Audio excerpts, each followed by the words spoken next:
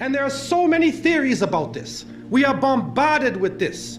We see people talking about the Freemason order, the Illuminati, the international bankers, the Zionists, alien consciousness. Even some groups are coming up, satanic type groups, New Age type religions. All of these coming up, and what we find in most cases is that all of these groups are worshiping a force. If you go to the highest level of these groups, you see they are doing a type of worship. It is not to God. It is not the God of Moses or Jesus or Muhammad, peace be upon them. It is another force. And they are worshiping this force. They are seeking and taking strength out of this force. And nobody can say exactly what it is, but Muslims have the bottom line. And Allah has told us, قُلْ جَاءَ الْحَقُّ وَزَهَقَ الْبَاطِلِ إِنَّ الْبَاطِلَ كَانَ زَهُوقًا. The truth has come, and falsehood will vanish, because surely falsehood is a perishing, vanishing thing. The Prophet, peace be upon him, said, there would come in the end of time great liars, kadhabun, dajjalun, to the point where they are false Christs, claiming to be false prophets, would lead you astray.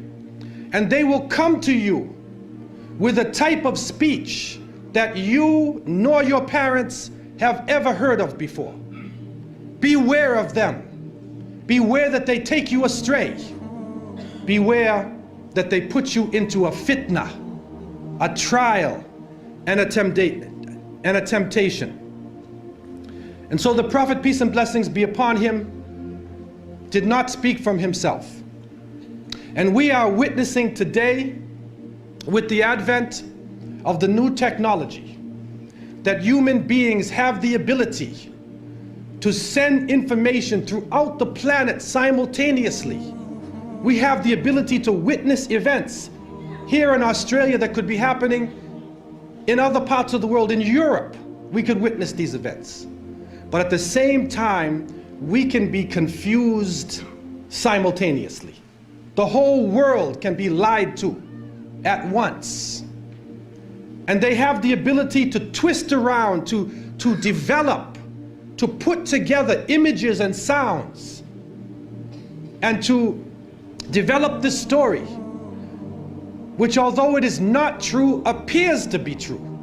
And you know it's not true, but you watch it as though it is true, and it affects the way you think. And so, as the Prophet, peace be upon him, said, Sadaqa Rasulullah alayhi salatu wasalam, they will come to you with a type of speech that you nor your parents have ever heard of before. You have never heard this thing before. Sadaqa Rasulullah alayhi salatu wasalam. The masses of the people become helplessly preoccupied. Their lives are now bombarded with a series of cultural events. And these cultural events start to become the most important things in their lives. The World Cup, the Major League Series, the rugby, the cricket, the hockey, the tennis. Whatever the sport may be, we see whole nations coming behind sports. And the national heroes become sporting people. Even in Saudi Arabia, even in our own Muslim countries, the national heroes are now the soccer players. Who kicks the little ball inside of a net? He becomes the hero of the nation when people are dying on the ground. But yet we become preoccupied with this. And it becomes a type of indoctrination happening to us. And with the use of powerful music playing on our emotions, with videos now being taken to the furthest extremes in the planet, people's thinking processes are changing. People are now in love with the superheroes, even confused about their own identity, trying to change themselves, change the color of their hair, change their eyes, change the way they dress, change the way they talk, on a global level. And then we see drug addiction reaching a point that humanity has never seen before. And after traveling to over 36 countries, looking at the Muslims and being with them, I have found that in all of the communities that the young people are being confused with drugs. It is pouring into our countries. No matter what form it takes, cocaine, LSD, psychedelic, depressants, put you up, put you down, confuse you, but create a false world and give you a false dependence so that you become dependent on the chemical. You forget about Allah. Your God becomes the pusher. Your God becomes the chemical. And so creating this dependency amongst the masses of the people. And then we see lethal social diseases being spread. And it is said that in Southern Africa, and Allah knows best what this really is, but they say that in some parts of Southern Africa, 1 out of every 4 people is HIV positive. Then we see the planet malfunctioning. We're supposed to be rising in technology. Our life is supposed to be getting better, but the very planet that is created in order to serve us is malfunctioning. The air is becoming polluted. The water is becoming polluted. The animals are dying. They are cutting down the rainforests. They are destroying forms of life. And now we are getting strange forms of cancer. Other diseases, other lumps and tumors and things popping up in our bodies that we have never seen before. And it is happening all over the planet. The world changes. Those who are connected to the electronic technology are put into a state of fear.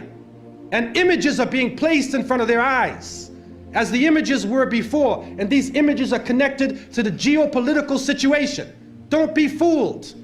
And we, the innocent people, trying to look at the world and trying to understand what is going on, we see everything is moving toward one world state, one world police force, one world bank, and one world unelected elite that rules over us not based upon the will of the people or democracy, but rules over because of control of the bank, control of the economy and the flow of the money, which is changing every day, changing from gold and silver to paper to plastic. And now they are trying out chips.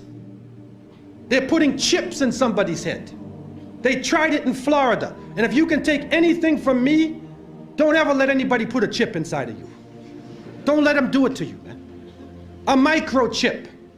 And they say, no, it can do you a lot of good. If you're diabetic, it will say you're diabetic. But the problem we're facing is, what else can happen with that chip? What else can be done to the chip? Your emotions could be controlled. Your mind could be controlled. You could even be killed. Wal-iyadu billah. And so the Quran and the Hadith, the revelation gives the Muslim the bottom line. And we need to work from the bottom line up, instead of from the confusion to the bottom line. And when we go to the bottom line, we find that the Quran talks about in the beginning of time, when Allah subhanahu wa ta'ala had created the creations, and then He created Adam alayhi salam. And He turned to His angels, and amongst the angels was a jinni named Iblis. May Allah protect us from him. There was a jinni amongst them who was so pious and so knowledgeable, he was given a place with the angels. The angels could not disobey Allah. And so Allah told them in the oft repeated verses, Usjudu li Adam fasajadu illa Iblis. He told them, bow down to Adam, and all of them bow down except Iblis. And Surah Al-Kahf told us, Kana min al-jinn. He was jinni. He was not a fallen angel. بسم الله الرحمن الرحيم إن هذا القرآن يهدي للتي هي أقوم المؤمنين الذين يعملون الصالحات